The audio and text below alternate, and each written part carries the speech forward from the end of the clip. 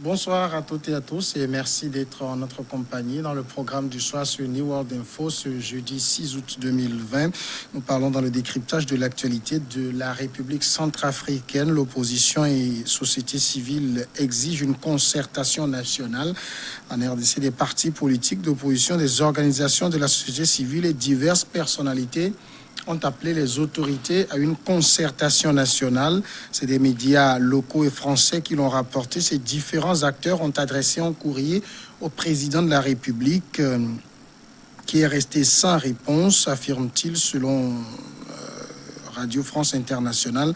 Il faut dire que lundi soir, lors d'une conférence de presse, ils ont lancé un dernier appel avant de se mobiliser pour des actions qu'il qualifie de désobéissance civique. Nous en parlons avec Mamadou Diouf, notre éditorialiste. Bonsoir Mamadou Diouf. Bonsoir Samuel. L'appel, en tout cas lancé ici, est un peu flou. Il provient de qui exactement? En fait, il y a un regroupement de l'opposition qui s'appelle Code 20, qui regroupe une bonne partie des partis politiques, mais il y a également des membres de la société civile qui se sont mêlés à ce regroupement, non pas ici sur la question politique, mais sur la question électorale. Puisque la Centrafrique est à 4 mois des prochaines élections présidentielles, et ce regroupement tire la sonnette d'alarme pour dire qu'il faut qu'on fasse attention pour que les conditions soient réunies, pour que les élections se fassent dans de très bonnes conditions. Et ils avaient quand même pris le temps d'écrire une lettre au président de la République.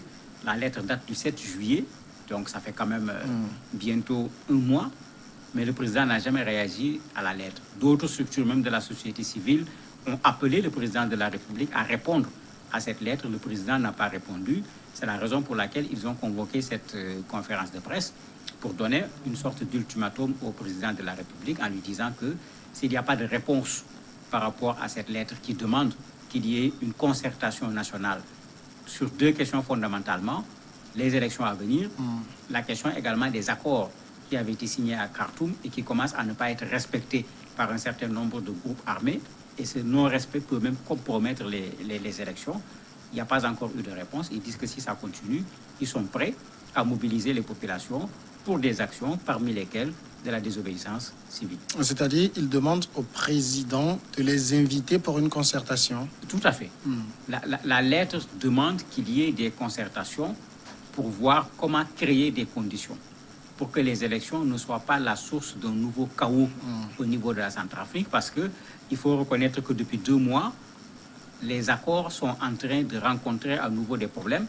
Il y a des violences, il y a juste début août, vers le 2, il y a eu des affrontements entre l'armée centrafricaine et un groupe armé. Il y a des affrontements entre les groupes armés. La liberté de passage des personnes et des marchandises qui faisaient partie des accords que les gens respectaient commence à ne pas être respectée. Un des partis membres du Code 20, par exemple, quand ils sont allés pour sensibiliser les populations, pour leur demander de se faire enrôler sur les listes électorales, alors que c'est ça leur rôle, un groupe armé s'en est pris à eux, les empêchant de faire ce qu'ils devaient faire et terrorisant les populations pour les empêcher d'aller s'inscrire. Dans ces conditions, à quoi vont ressembler des élections? Est-ce que ce regroupement de politiques et d'acteurs de la société civile pense que le président centrafricain n'est pas au fait de la situation qu'il décrivent? Ah non, pas du tout. Au contraire, ils disent que non seulement le président est au fait de la situation, ils considèrent que le président a échoué par rapport à la question sécuritaire, mais ils disent aussi que le président a la possibilité d'aller faire campagne parce qu'il a de la sécurité. Il l'accuse même d'être avec ses partisans en train de faire une pré-campagne à l'heure actuelle, alors que ce qu'ils doivent faire, c'est de faire en sorte que les conditions soient réunies pour que les élections puissent se tenir comme il se doit. Donc les gens considèrent qu'il est parfaitement au courant, mais qu'il ferme les yeux. S'il n'était pas au courant, si on le suppose, à partir du moment où on lui a envoyé une lettre, et dans la lettre, les gens précisent pourquoi il faut faire des concertations nationales, on peut dire qu'au moins, depuis 1 mois, il est informé, puisque la lettre a également été publiée par les journaux centrafricains. Le Code 2020, est-ce que c'est un groupe légal qui mérite que le président lui réponde? Ben oui, c'est un groupe légal, parce que parfois c'est le jeu des pouvoirs. La loi de 1901, de façon générale, quand on la regarde dans son esprit, on peut s'associer sans demander une quelconque légalité. On a besoin de la légalité à partir du moment où on peut poser un certain nombre d'actes. Ouvrir un compte bancaire, on va vous demander des papiers, etc. C'est ça la loi de 1901. Parce qu'il faut qu'on soit clair sur ce truc-là. On joue tout le temps avec cette loi. L'autre élément, quand des structures légales, avec des récépissés reconnus, se mettent ensemble, ces structures n'ont pas besoin d'aller chercher un autre récépissé. Et tout le monde le sait. Mais généralement, quand ça gêne, c'est par là-bas qu'on va passer, ou bien on va voir est-ce qu'il n'y a pas un intrus dans la liste qui n'a éventuellement pas de récépissé pour dire, mais voilà un tel qui est dedans, donc votre structure n'est pas légale. Je crois qu'il faut regarder ici l'intérêt de la Centrafrique. Au lieu d'aller chercher la petite bête, c'est l'intérêt de la Centrafrique qu'il faut regarder. Moi, je trouve que c'est un très bon appel, puisqu'ils n'appellent pas les gens à la violence ou quoi que ce soit. Ils demandent à ce qu'on se concerte pour sauver la Centrafrique. Je crois que même si c'était une structure illégale qui prenait une telle démarche, il faut aller voir le fond au lieu de s'occuper de la forme et faire en sorte que la Centrafrique puisse organiser les élections dans de bonnes conditions. Est-ce que le groupe considère avoir des propositions à faire au président de la République pour résoudre les problèmes posés? Tout à fait, il y a des propositions. Il ne faut pas oublier qu'il n'y a pas longtemps, ça avait commencé à chauffer un peu parce que le président et ses partisans étaient dans une logique de prolongation du mandat du président et du mandat des députés. Ça avait un peu surchauffé la situation politique au niveau de la Centrafrique. Et ça fait que les gens ne sont pas en situation véritablement de confiance par rapport au pouvoir. Vous avez les doutes qui sont là.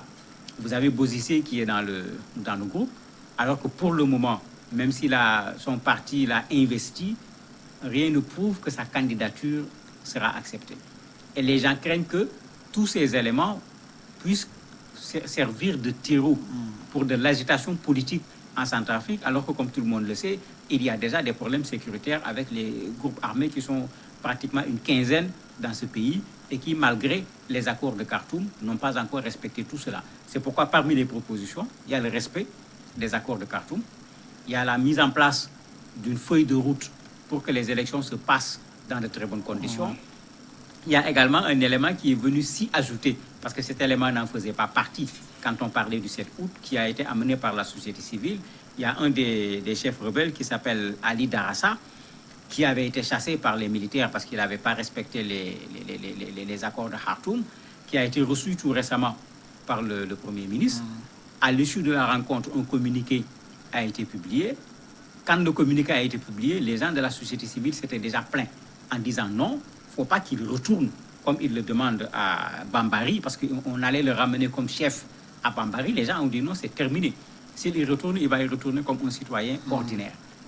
Mais le gouvernement était prêt à cela parce qu'il était prêt à accepter que les élections se déroulent dans des conditions normales, qu'on fasse le désarmement au niveau de ces miliciens, etc. Mais la société civile avait déjà dit non. Curieusement, après, Ali Darassa a lui-même remis en cause l'accord qu'il a signé avec le gouvernement. Le gouvernement a été obligé même de publier l'accord pour montrer qu'il a bel et bien signé le document, mais il a remis en cause ce document. Donc la situation n'est pas stable aujourd'hui. Il ne faut pas qu'on oublie que pratiquement 70% du pays est occupé jusqu'à aujourd'hui par les groupes armés. Et ce groupe d'acteurs politiques, la société civile doit quand même être conscient que ce n'est pas une situation qui va se résoudre d'un coup de baguette magique. Mais c'est tout à fait. Je me dis qu'ils en sont tellement conscients qu'ils ont dit concertation. Ils ne sont pas venus en disant voilà le problème, voilà la solution. Ils veulent que les gens se mettent ensemble et que quand on va se mettre ensemble, voilà des problèmes qui vont être posés sur la table pour que des solutions puissent être trouvées avec tout le monde. Quand ils parlent des accords, par exemple, de Khartoum, ils n'excluent pas les groupes armés. Ils veulent que les gens viennent pour que, effectivement, les accords de Khartoum qui ont quand même permis à la Centrafrique de faire un pas vers la paix, qu'on aille dans le sens de matérialiser ces accords, parce qu'il y a encore beaucoup d'éléments au niveau de ces accords qui aujourd'hui ne sont pas appliqués. Un des éléments de l'accord, c'était le désarmement. Si les affrontements continuent, si les barrages continuent, si on entrave la liberté de circulation des personnes, c'est parce que les gens sont là encore avec des armes.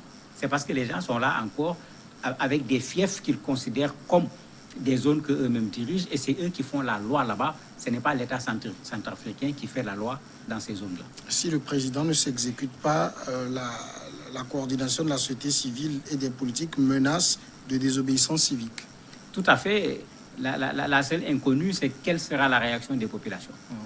Non seulement des populations, mais ça va être surtout un mouvement au niveau de la capitale, puisque comme on l'a dit, à l'intérieur du pays, c'est plutôt les groupes armés qui gèrent. Et là-bas, je ne vois pas les populations se mêler à une question de désobéissance civile appelée par l'opposition ou bien les organisations de la société civile. Parce que là-bas, c'est le contraire. Les gens se plaignent des exactions déjà de ces groupes armés, alors que dans les accords de Khartoum, ces exactions également devaient prendre fin. Donc certainement au niveau de Bangui, qu'on va regarder pour voir qu'est-ce que cela va donner en termes de réponse des populations avec ce mot d'ordre, s'il lance le mot d'ordre. Est-ce qu'on sait pourquoi la présidence centrafricaine est restée silencieuse? On ne sait pas, il n'y a pas eu de véritable réaction, sauf sur le cas d'Ali Darassa, ce qui est curieux, puisque la lettre date du 7 juillet, ça fait pratiquement un mois. L'accord avec Ali Darassa ne date que de quelques jours, même pas d'une semaine, quand Ali Darassa a fait une autre déclaration remettant en cause la déclaration, immédiatement, le Premier ministre a réagi.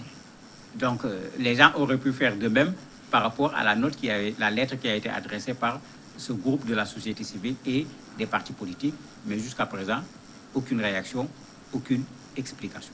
Amadou Diouf, merci d'avoir répondu à nos questions. C'est moi qui vous remercie. Nous passons maintenant à la pause et après, l'invité.